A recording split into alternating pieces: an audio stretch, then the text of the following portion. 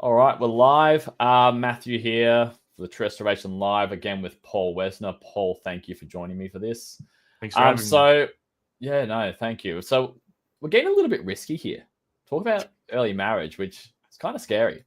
But what we've done to control it is we're basically saying this episode is for men, and that actually is true.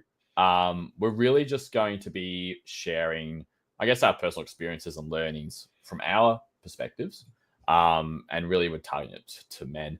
I was talking to Paul earlier. I said, if we even venture into anything that could even just be interpreted, like just slightly interpreted as advice for women as well, we are going to get absolutely roasted.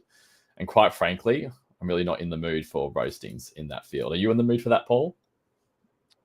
All my advice for women is backed by sacred scripture. Yes, we'll leave it at that. Okay, we'll leave it at that. Oh dear, excuse me. Oh, morning coffee throat. So what we'll do is we'll share what we've learned along the way. So all the guys listening, look, it's up to you as a listener to choose what you think will actually be useful for yourself. The fact is, every person's different, which therefore means that every marriage is different. So quite frankly, it'd just be weird for us to give blanket rule to say, this is how you should do this. I do this, so this is how you should do that.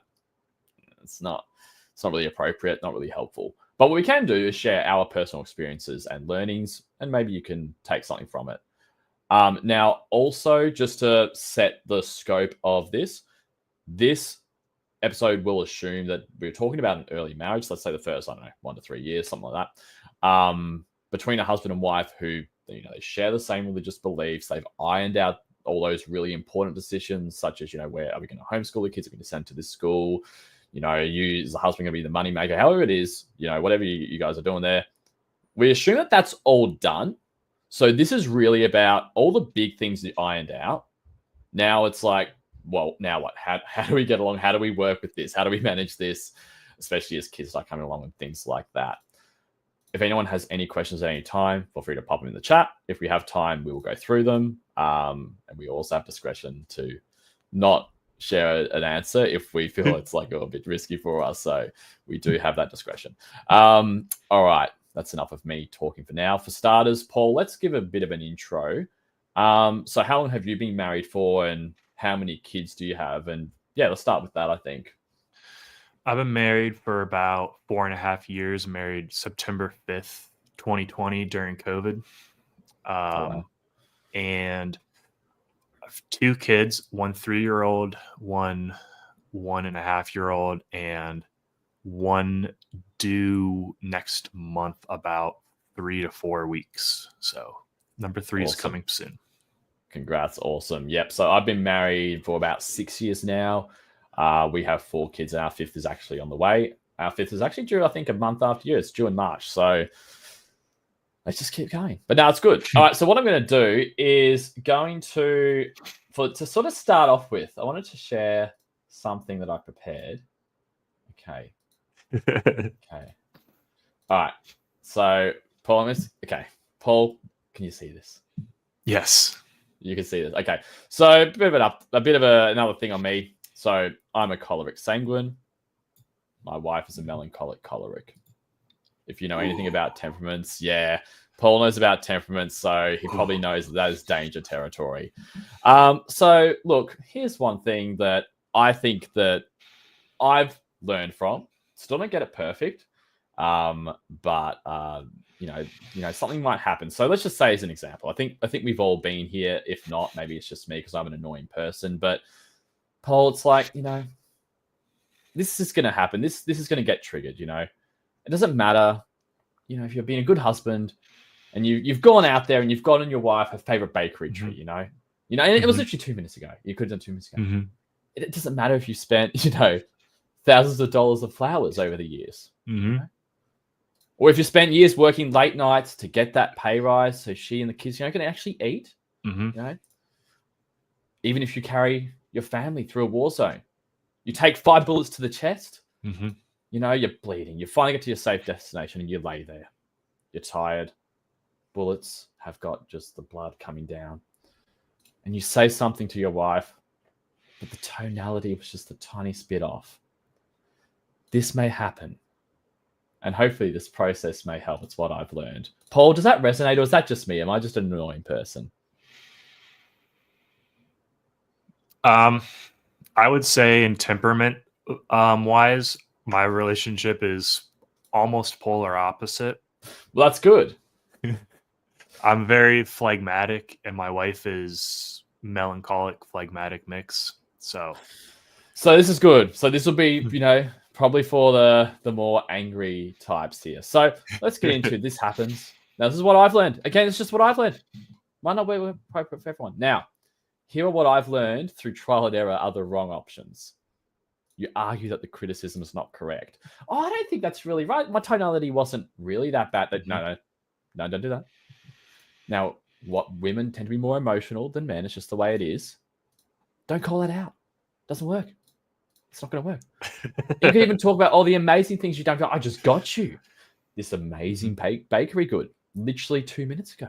I've done this. No. Ooh, no. Don't do this one. Don't do this one. At least what I've learned. Walk away. Just hoping your wife just needs some time. She'll just cool off. If you do these, at least what I've learned, is you will have Mount Doom right here. And Mount Doom, for those who aren't Lord of the Rings freaks like myself, it's an erupting volcano. Now, when that happens, let's talk about the consequences here. So, lots of time and energy spent by both you and your wife arguing. You don't want that. Negative vibes and sleep deprivation the next day. You don't want that. But most importantly, bit of jokes here, missed opportunity to do more fruitful things, such as play video games with the boys or make money. You can't play video games with the boys if you and your wife are arguing about your tonality. Mm-mm. So, Paul, is this resonating at all? Is this just me? Is there anything here that resonates? Okay, it does resonate. So it isn't just, it's good. I need a bit of validations, because what if it was really just me ticking off my wife? What if I'm a narcissist over here?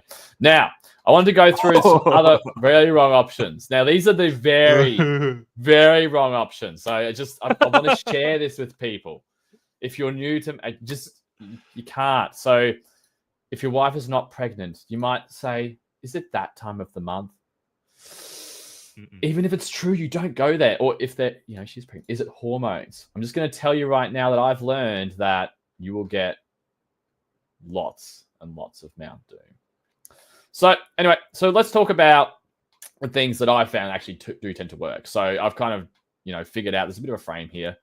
Now, this isn't formulaic. If you get all formulaic and weird, it's not going to work. But I want to say there's really the right options, because I've yet to find the right options in this situation. If anyone does have the right options, I'd love to hear them.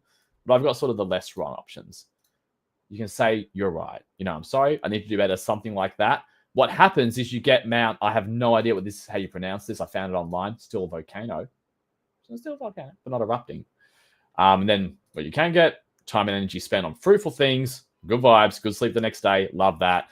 And more video games with the boys, and also productive things like making money. You'll be much better at your job, by the way. Happy wife, happy life. It's true. Now, just on this real quick, I'll hopefully there's a bit of humor here to kick things off. But just on this, some things, you might find, or I've found, is to go, but saying you're right. Like, what if she's not really right, or I'm sorry? Like, it's actually not that valid. Look, here's the deal. There's probably a criticism is probably right, even if it's a small criticism. You can acknowledge it. You don't have to, you can be pragmatic here. Anyway, that's sort of my view. But I've found through the years that just being a bit pragmatic about it does tend to work better. Happy life, happy life.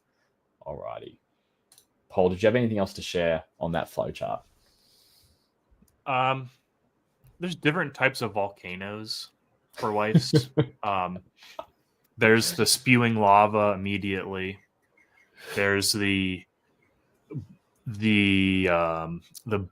immediate, like, explosions all the time. But I really think potentially the most dangerous type of volcano is the one that builds up without you seeing or noticing the buildup, because then the explosion can take you by surprise because you didn't have the context for the buildup, and it's going to be bigger than if it had gone off initially. So yeah, that is true. That is definitely true. I'm just going to highlight a comment here as well. So what's this? Commodore says, "Happy wife, happy life" means she is your leader. I don't. Yeah, I'm not sure I agree with that approach, but also it's such a vague comment. As in, you've just obviously done a short comment there, Commodus. You can't give a whole essay, so I appreciate that. I would tend to disagree. So I would say that, if okay, this actually goes to a point. In fact, this is going to lead into my next point. So I think this is actually on my notes. I think men need to be the leader, and actually being the leader takes into account the woman's emotional needs. Now, this is really important. Mm-hmm. When I say that, I don't mean that you run your family fully based.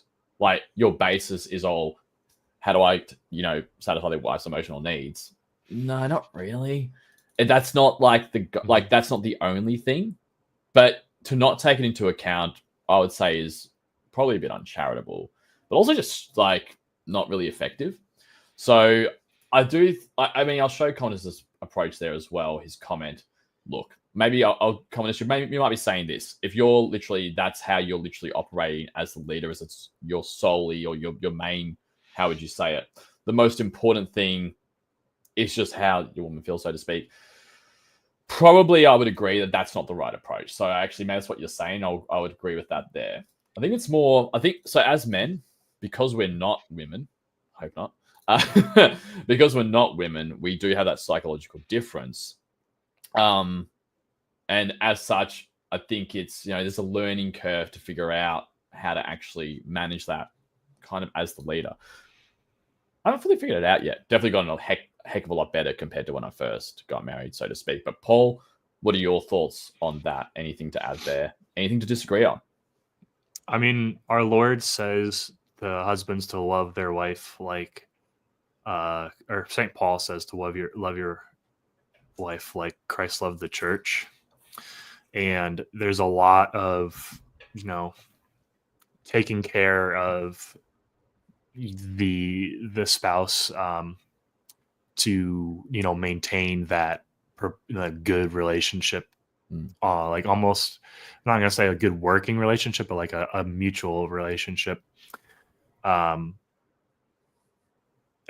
there's a way that you could interpret happy wife, happy life poorly and well, and we're just talking about the orthodox interpretation of that.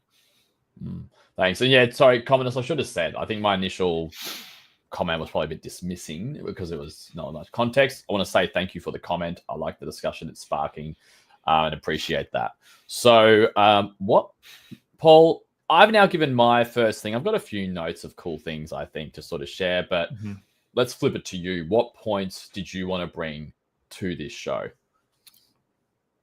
Can start off first. When you get married, you are becoming two in one flesh. You are seeking your own individual wants, needs, aspirations for the sake of a common life and the union in the household. So it kind of have to remember that every once in a while that you will have to sacrifice for the common life, the common good, and that love makes the sacrifice easy. So you do sacrifice like your own individual. I'm no longer Paul Westner. I'm Paul Westner married. I'm Mr. Westner, and I have to seek the common good of the union. And that I mean that does. It's not like sacrifice yourself on the stake, but it is there's time for you and there's time for the common good.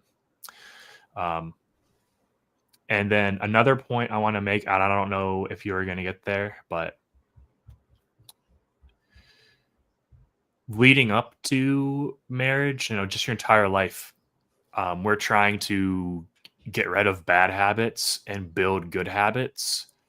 And I think that is really important for marriage, especially because with the possibility of children are really good at looking at you and imitating you Mm. and picking stuff up. So it's It's really, scary. It's actually scary. They yeah. will find the smallest things that you didn't Mhm, think people would, and then yeah, like I've definitely found that. I'll mhm. let you So continue. it's a good thing. It can be exciting if you because they do copy your good habits, but it's scary also because they copy your bad habits.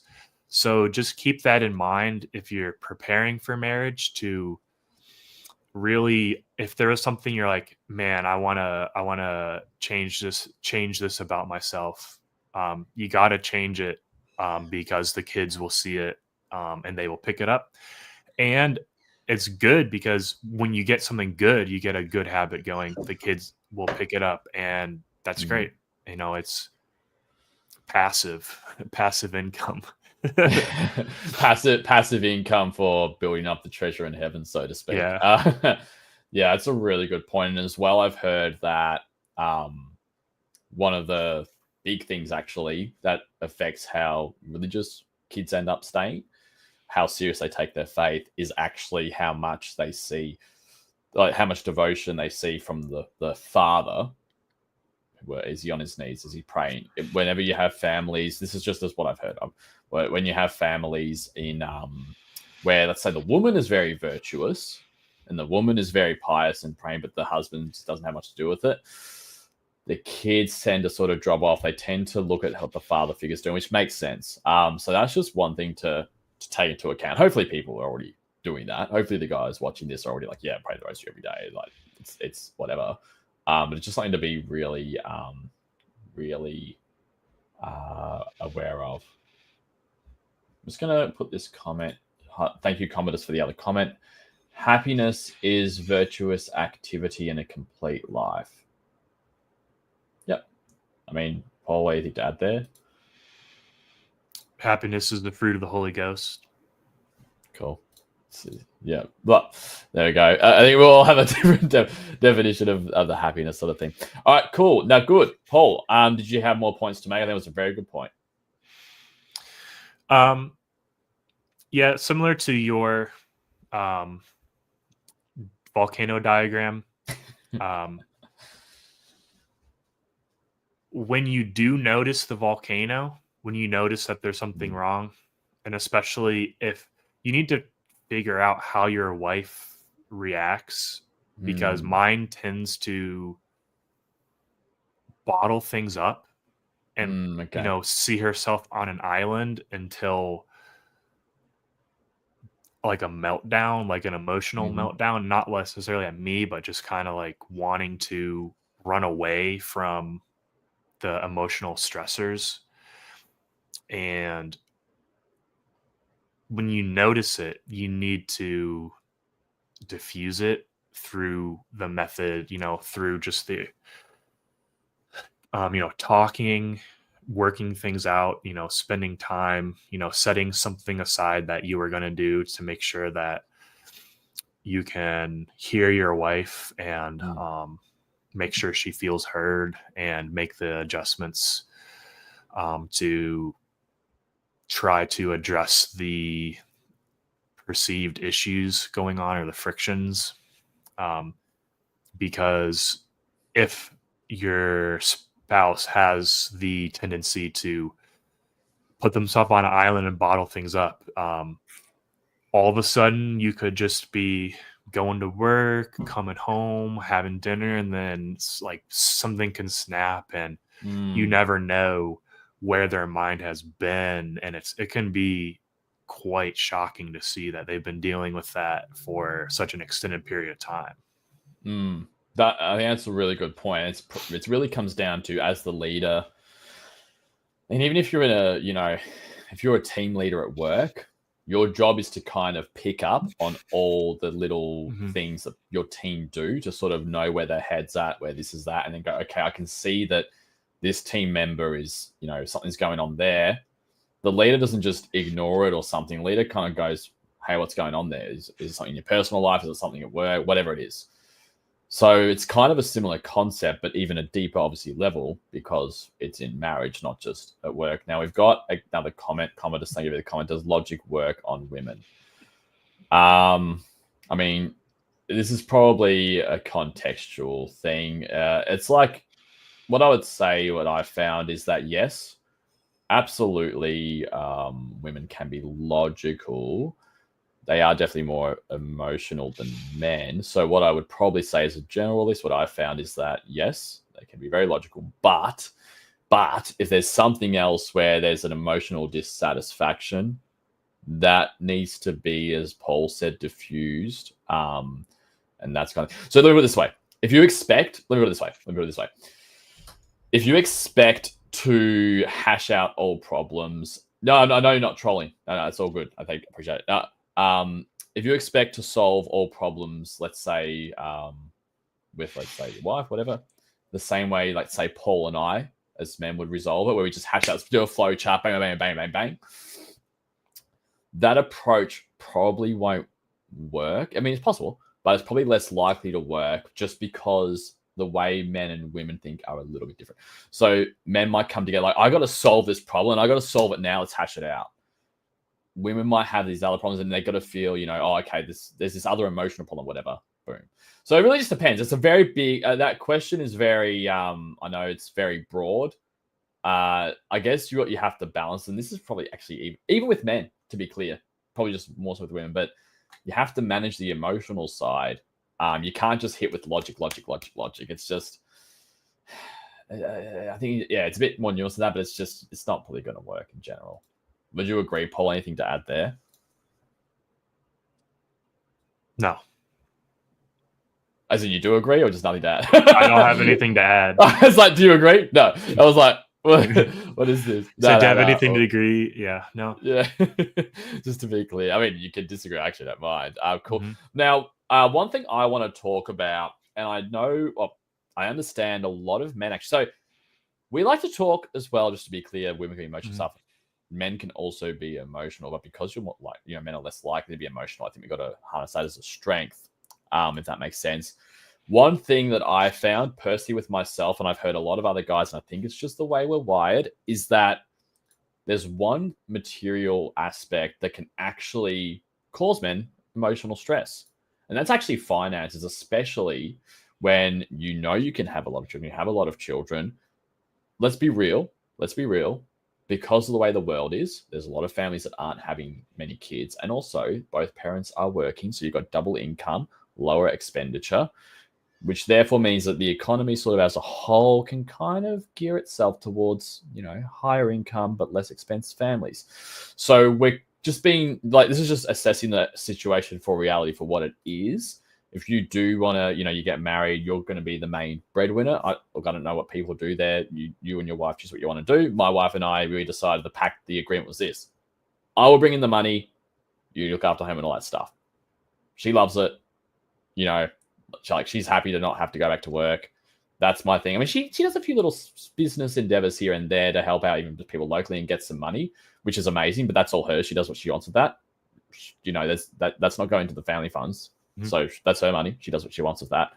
It's my job to bring in the cash. So because of that, men can kind of feel that stress, I think, and it's just actually natural. It's probably an instinct thing. And I want to go through some things that I personally have found to be helpful.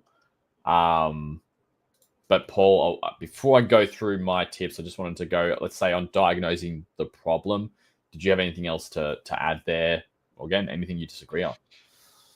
No, and that is something that I had is, leading up to marriage and still after marriage, you need to be investing in your skills that can help you, be more marketable or more able to earn more income, whether it's studying something in your field or something that can help you with potential side hustles. You just got to keep keep investing in yourself, because you're going to, one, it's just a good thing, good hobby, productive use of time, and two, we're just going to need to keep, beating inflation by earning more money for our families. I couldn't agree more, and I'll go into even my thoughts. I kind of actually have the same, maybe different wording, but just quickly, Commodus, thank you for this comment. Absence makes the heart grow fonder. Look, I tend to agree, but if you ask my wife, she might actually say, absence of Matt is amazing. No, I'm just kidding. Okay, so no, all right, so no, agree there. So actually, on that, Paul, I think looking back, so I was studying a uni degree, which I finished off in part-time in marriage. So I kind of was working towards that. Funnily now, my approach actually has changed. So as in towards investing in yourself, I actually think in general, university is not the best way to go, even though I got a law degree, which actually, if you want to practice law, you need it. So I've discovered I don't want to practice law. No thanks. Not my thing now. But at the time, I sort of was thinking, get the uni degree, get the debt, get the skills. Now, I shouldn't talk it down too much, because the fact is the degree probably has helped me with my day job actually get a better position than if I didn't have it. So, it's kind of like, it's like talking about something you've actually benefited from. But what I've starting to find now is that what, Paul, like you said, is investing in skills. You don't need to go through like a uni degree usually. There's other things you can do that will actually probably get you a better return on investment, because there are people who are running small businesses, such as whether it's, electrical work, plumbing, kitchen remodels, whatever, that are probably generating a lot more cash than I am. No degree, but learn the skills. So, and the thing is, like, this is a thing as well, that skills will always be in demand. It's just the way it is. Like, as an example, if you do, let's go back to the law thing. If you know how to save, if you know how to save someone from, let's say, criminal charges, from not getting a worse sentence, or even just getting found guilty when they shouldn't be because they were innocent. If you know how to do that, there's really always going to be demand for that. If you know how to remodel kitchens, there's always going to be people that want new kitchens, so there's always going to be demand for that. So that's something. So what I'll go into, just sort of looping back, but on the same vein. So what I've sort of learned as well to help manage the financial stress, which does come in ebbs and flows, by the way, but it's definitely gotten like a lot better now for me than what it used to be. And I think the biggest lever, it isn't just trusting God. It's okay, get on your knees and pray, and that's it. No. For me, at least, what's working is having this aggressive strategy where every day, pretty much, let's say every day, because I do like take time off, but like a strategy where you are executing to work towards something. And that does tie into learning the skills. When you start actually going, I'm going to work towards this, and you end up doing it, and then you see some money come in, and you can also see, oh, well, if I can make this much money, because I do also have a side business, which I make some cash from, and trying to grow that, and I have gotten paid, and I can see what that's like, and cool, I can actually generate more with this. I can provide more value to my day job and potentially get another promotion. And it's the hard work, and you start proving to yourself that you're the kind of person who actually does that stuff, and you can see momentum building. I found that to be the biggest stress reliever of that stuff. Just looking at my notes here. Oh yeah. I think that's the biggest. No, my next point is actually a little bit separate. So, Paul, did you have anything to add on that point? For me, one of the biggest causes of stress is uncertainty about the future, whether financial or there could be like even like medical uncertainties. If someone has issues in the family that you just don't know about, whatever there could. So or like there's a political cause that is causing uncertainty with situation in the country, or just employment. If there's employment uncertainty, that can be really stressful. So just trying to work towards stability, whether whatever thing, especially employment stability, and that can give you a confident foundation to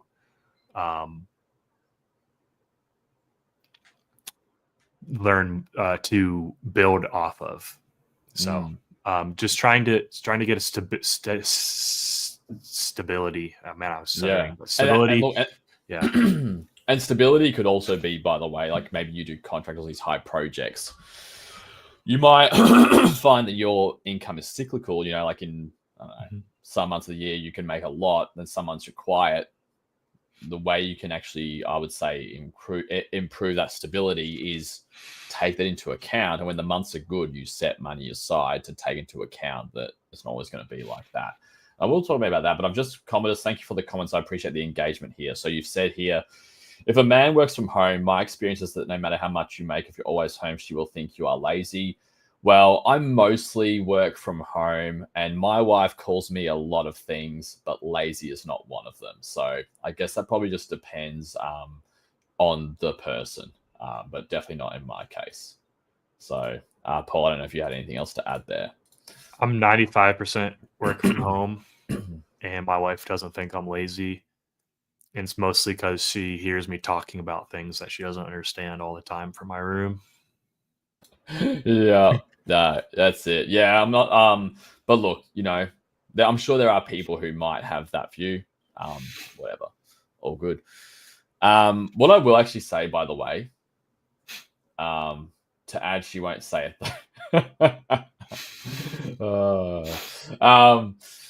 Well played. That was pretty funny. What was I going to say? Actually, though, on the work from home thing, I found that if you can mostly work from home, because you can save on commuting and all this stuff, and other things, I found that you'll probably increase your income generation ability. Because let's say in that time that you're not traveling, you're learning a skill, or maybe you're on a sales call and you're closing a deal, or maybe you've already closed a deal, and in that time you're delivering a service for something. So that's one thing I've definitely found. In fact, I'll probably even say that. So, and this is where the strategy comes into play. People can do what they want, but like, if you've got a job, let's say where you have to be on site 5 days a week, you know, if it's a job where you can genuinely go, I can climb up to get this manager position or this ops manager, whatever it is, and you're like, within 5 to 10 years, I can do that and I'll get paid X amount and I'm happy with that. It's actually not a bad strategy. I do believe that, you know, starting your ability to kind of start your own business or buy a business, do stuff like that is where you'll probably get the most income generation freedom or capacity, whatever you want to call it. But, you know, that strategy is all right. But let's say you're in a job where you have to work, let's say 5 days a week. You're there, you're present, you have to travel, and it's kind of capped. Like you're not really seeing that if you stay doing what you're doing, you could really get up to a point where you're making like decent enough cash to really support a family that's as large as you anticipate it could be, alleviate that financial stress and things like that. I'm not going to tell you how to live your life, but I would at least encourage to think about, should you potentially go for something that does have work from home capability, because you may find it might free you up to actually do other things and therefore make more money.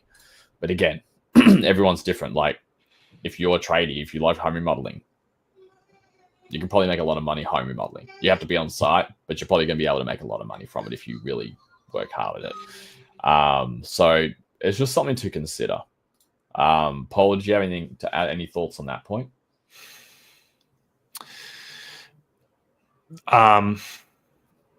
Just the reality now is, if you are in a situation where you're primarily, you're an employee, you don't have the entrepreneurial background or aptitude, at least right now,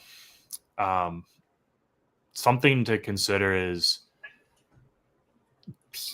people, especially of the younger generation, make significantly more money if they invest in themselves and switch jobs every 2 to 3 years, because one job will only increase pay marginally when you can get a job at a better company, or a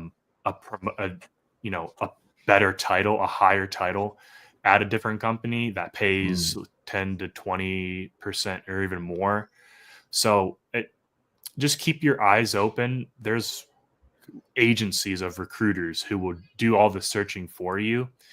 And, if you're not satisfied where you are, or, you could just be in an awesome company, that's fine. But, keep your ears to the ground a little bit, because you could potentially get better positions with significant pay increases if you've been investing in yourself in that time, and you can provide value to some employer.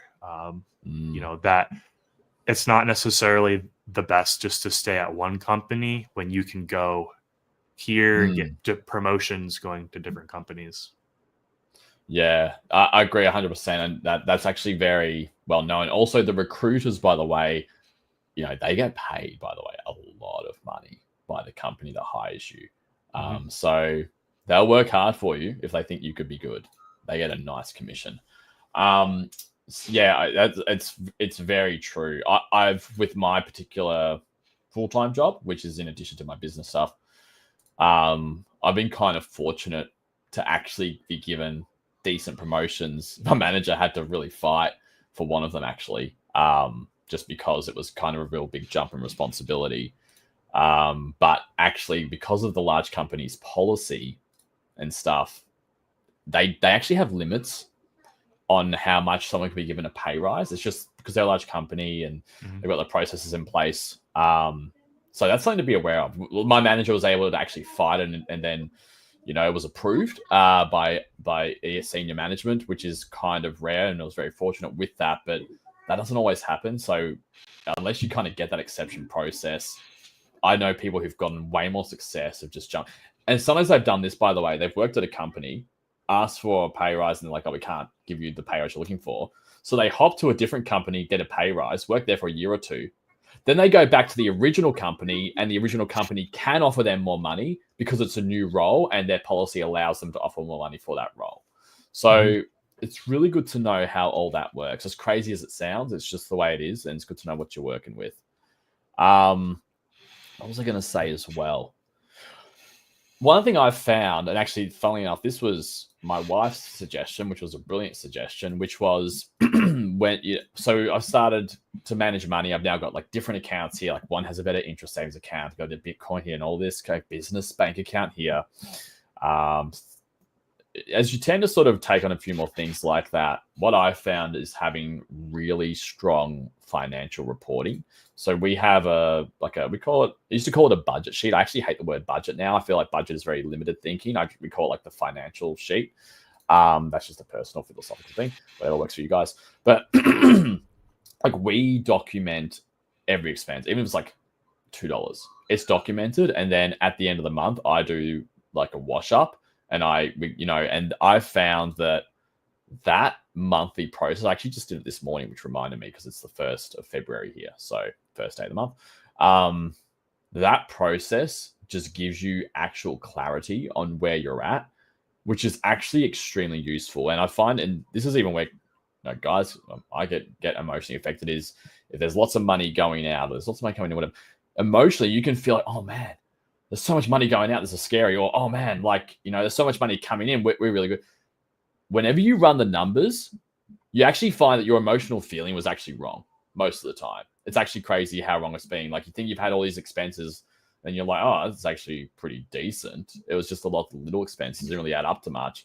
Or you think you haven't had as many expenses, and then you're like, what is going on there? And it was like, one or two big ones. And then, so having that clarity, and then you can make decisions, actual logical decisions, versus just, these payments came out and now I feel under the pump. No one wants to operate like that. And also, when you operate like that as a leader, that also means that your family's affected by your whims, if that makes sense, or your emotional ups and downs, which you could avoid through some systemizing. Paul, any thoughts on that?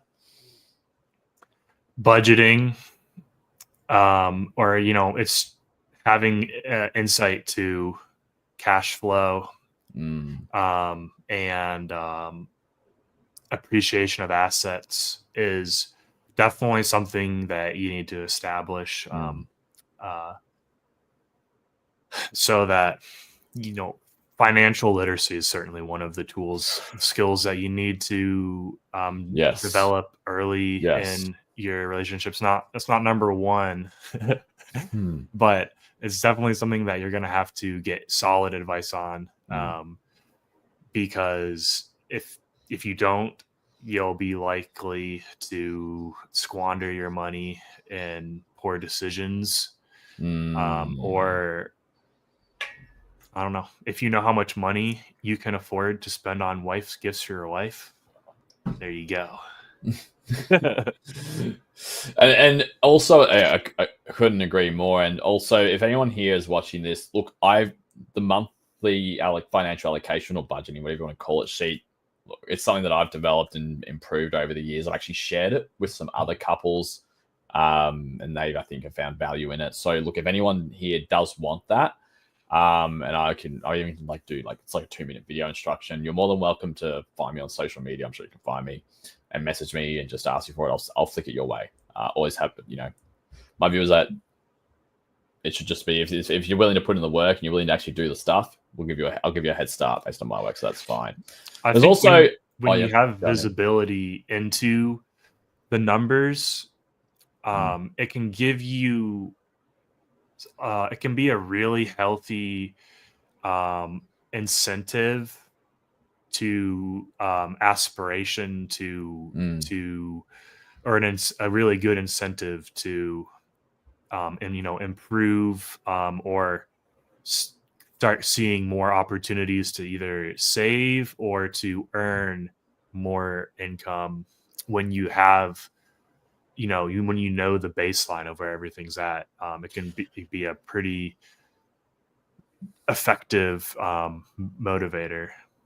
Oh yeah, for sure. And then that way, you actually, when you're making investment decisions, you can actually, I can justify putting X amount if you want to put into Bitcoin, if that's your thing, versus, I just feel that this investment, this stock or this thing is going to work, so let's just throw all this money in. That's very risky, by the way. It might work. It does work for some people, but gosh, I find that, look, me personally, I'd rather invest in skills and myself so I can control where I can get the money. Like, if it doesn't work out straight away, like if I don't get it, if it doesn't, if I don't make money from it in like 6 months, whatever, that skill can be activated later for sure as I start skill stacking. But something to sort of be aware of. There's actually a lot of secular people online that give money and that kind of business building advice, and they are definitely making much more than I am. And I think I've got a lot of good things. One thing I will say as well, and even secular people, by the way, who are very wealthy have discovered this, is that yes, making money is important, but definitely the relationship with your spouse and your family is more important. I want to make that clear. It's fair. I think there's two extremes, right? It's easy. Extremes are just so easy for people. I feel like human nature just loves extremes. It's like pendulum swing. They love it. They're addicted to it. So there's one extreme, which is like, wife, kids, you're not going to see me because I'm going to do all this hard work. I'm going to be working. I'm going to be out in the morning, home late at night to make all this money. So what, did you ask your spouse if she wants that? Or did you just decide that?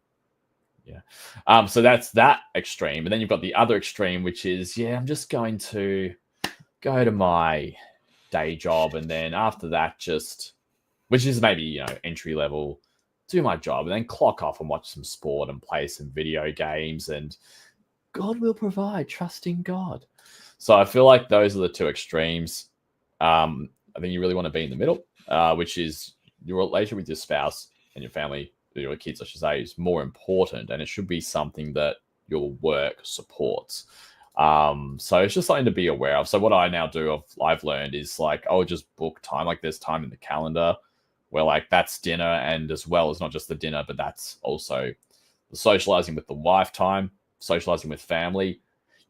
I don't care if you're I don't care if there's a $1 million deal on the line. Like, you just can't book into that time. It has to be another time. It's just the way it is. So it's like, I mean, actually, to be fair, if there was something like that, I might shift it. But the thing is, it's in the calendar that's just the way it is. So I think there's things that can be done to make sure that you have you make sure that you actually, I don't want to say balance it, but it is balance it. Balance the work and the other things. And when you do have good family life, and things are good, like happy wife, happy life, good vibe, you as the leader have created, essentially, to use like a corporate term, like a culture where people are happy to be at work, i.e. happy to be in your home. There's a better vibe. You will be like 10 times more effective in what you're trying to do. Like, I've been there, like when you're trying to work with something, they've got a deadline, you've ticked off the wife, but you have to get this thing done. It's like, you can't concentrate as good because you can feel it. It's just not right. It's not the way it's meant to be. You can still get it done. But when things are going well, like the same amount of work, you can achieve like the better quality in way short time, because your mind hasn't got this unresolved thing. Because deep down, you as the leader know that if there's something unresolved in the family, because you're the leader, that's actually your responsibility. So that, that's one thing I would add there. And I'll throw it to Paul for his extra comments. Socializing with the wife.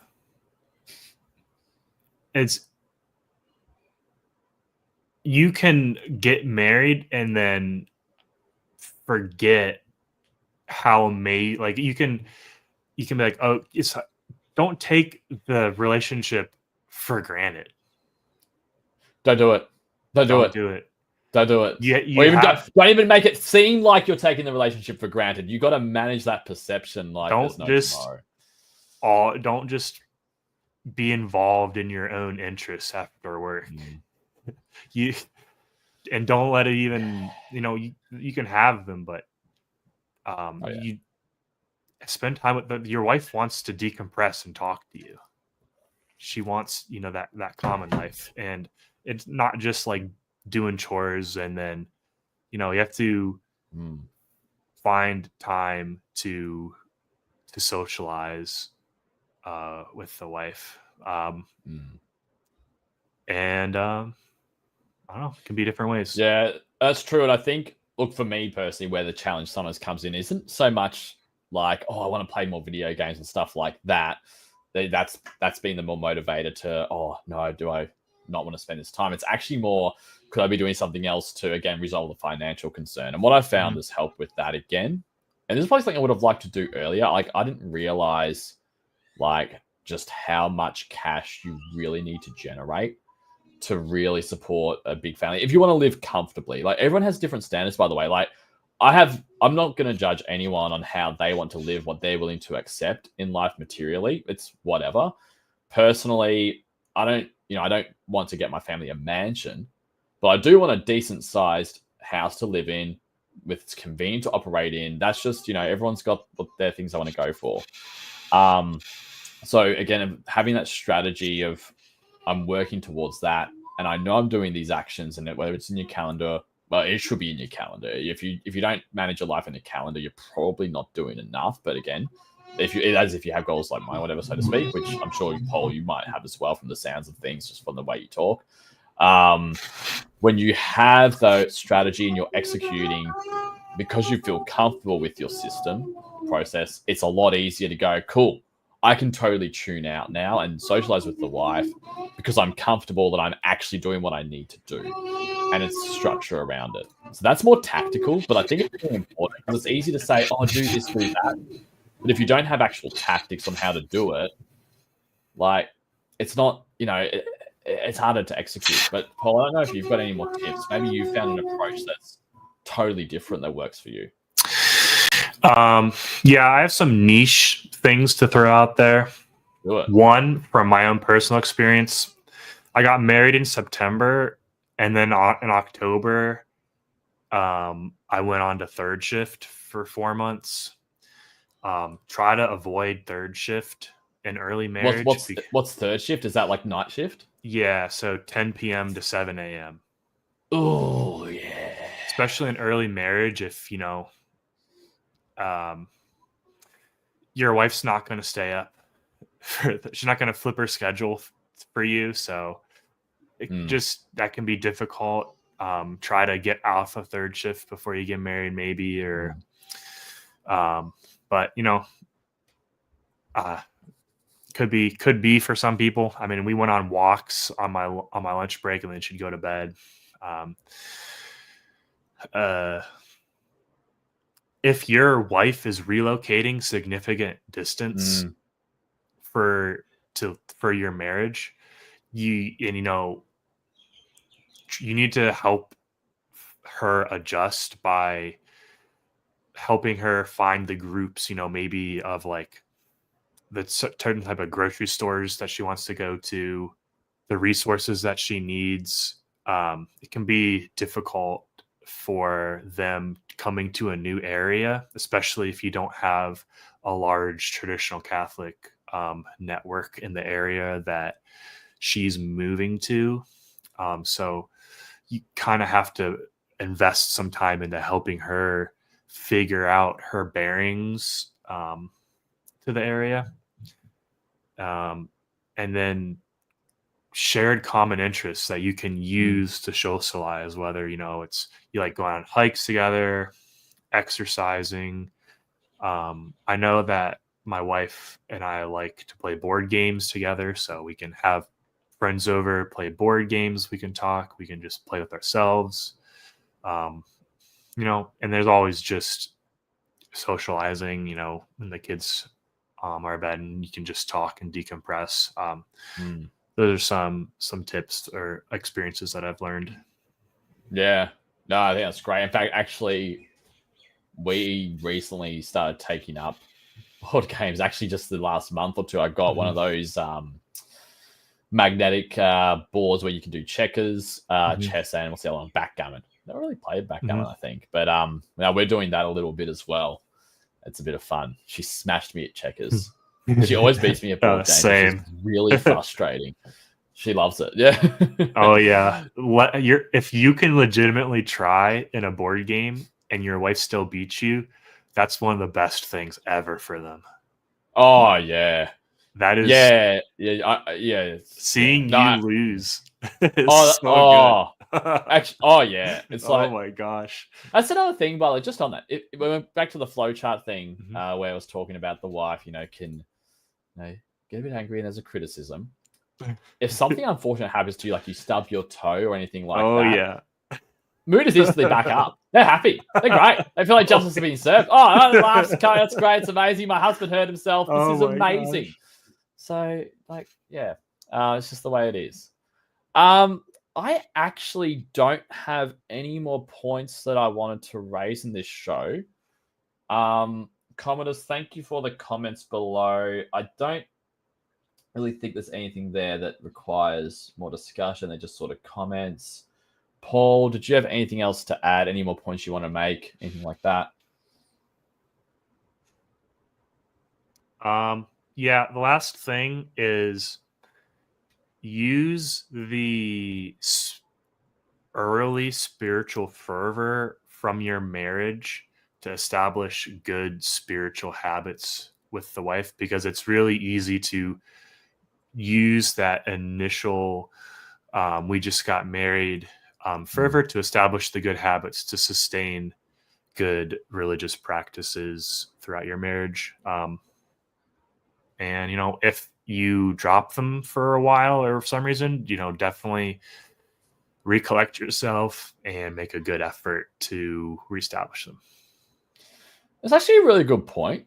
It might even be a good idea as well to sort of like establish, like, even if it's a yearly planning thing, which actually we started doing something. Well, it wasn't a year thing. I sort of did it last mid-year, but actually drawing out, okay, what do we actually want to achieve? How are we going to do it? What are we going to do? And actually calling out like what are the most important things. Like a non-negotiable for us is, I mean, I think this is for most people. I'd hope most Catholics is the rosary every day gets done. Like unless you're sick, like you got it, like you're out and you're incapacitated, which you would be incapacitated from all your duties anyway for that point in time. Like, unless that happens, the family rosary gets done. It's just whatever. Like, it's not even a thing you think about. It's never, oh, should we, shouldn't we? It's like, it just gets done. It's just part of life. It's like eating food. It's just, you just do it. So, yeah, I think that's a really, really good point as well. I think that's a great point. And was that it, Paul? Any more to add? Any more gold nuggets? I think that's it for now. Yeah, I think we'll leave it there. Well, hopefully this show had a bit of humor as well and gave some more than just sort of vague, generic advice, or I don't want to say advice. I want to say information that the audience can just take on and just do what they want with it. And that's it. So thank you again for coming on, Paul. Thank you for the listeners for listening or watching, hopefully. Because if you just listen, you miss my amazing flowchart. You can rewatch it. It's not that amazing. I think we end it there. Thank you. Take care. Bye.